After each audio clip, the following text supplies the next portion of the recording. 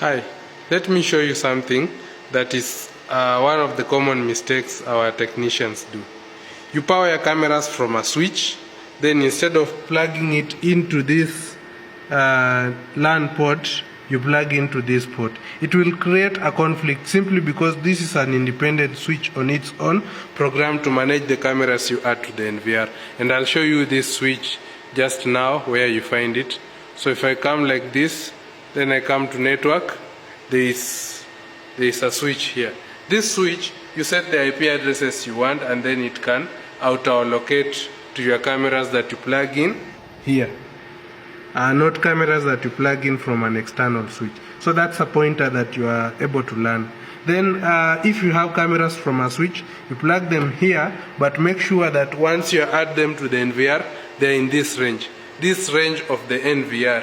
Not the same range on this switch. So just be keen on that so that you don't have a lot of challenges doing installations on Dahua cameras, especially. I'm really talking about IP cameras in this case. Then I'll also show you how to add cameras to an NVR. So I can just come to this screen directly here, click this tab, and then it will be able to search, and then I can select my camera and add it right here. I also can do a manual add directly from the live view screen. I can also go to main menu, I go to camera, I go to camera list, then I'll be able to do a search. I can also enable plug and play, and automatically it will find cameras and then just add them automatic to the camera list. I can also enable H.265 auto switch, which I would really recommend because this will help us to save on storage. So if you have a Dahua NVR and you're trying to do storage, please enable H.265 auto switch.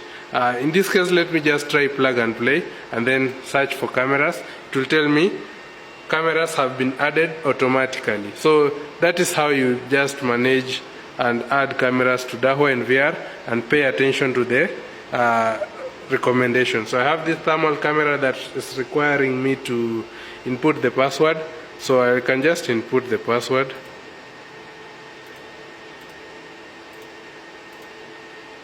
I think it is this one.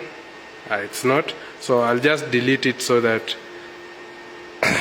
I can add another one that works. So because of plug and play, I can easily search, or I'll just try and add it manually.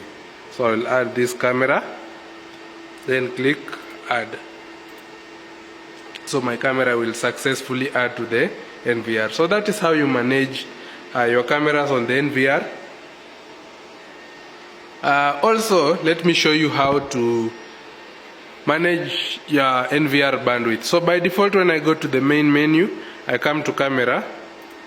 At the bottom here, it should be able to show me remaining bandwidth out of the total bandwidth. At least always ensure that you have at least some extra remaining bandwidth, maybe 15 to 20% of the total bandwidth always remaining. Because if this is full, then you'll start have lagging images and lagging pictures, skipping, losing frames in that case. So in the event you're facing that kind of challenge, you just come here to encode, and then you can play around with the following things.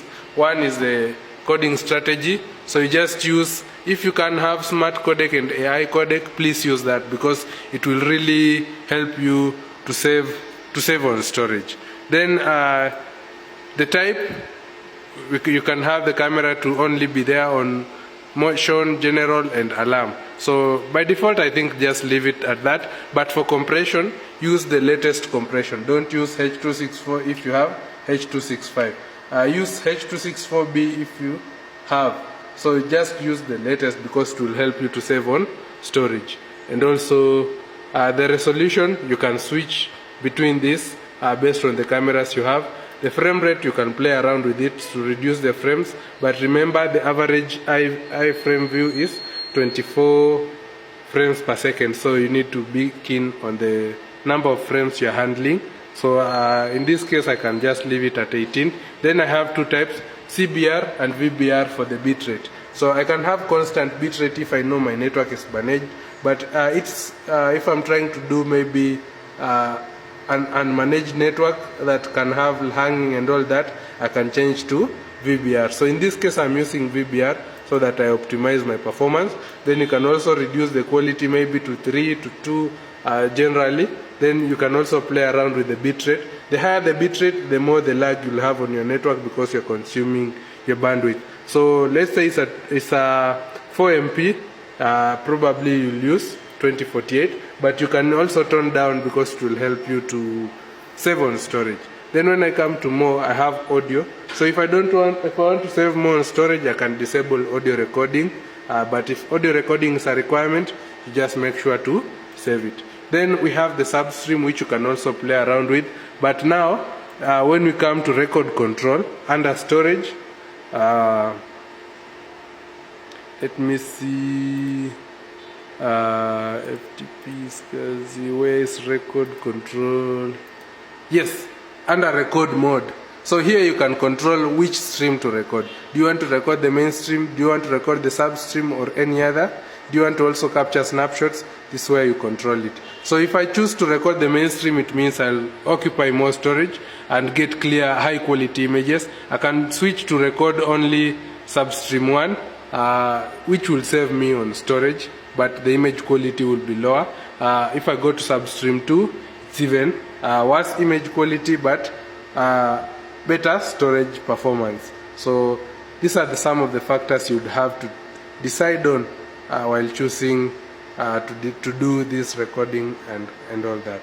So thank you for your time, and I hope I have helped you to understand one or two concepts when it comes to managing your recorder and also managing storage. So more will be coming soon, so let's just keep up to date with this. Thank you so much for your time.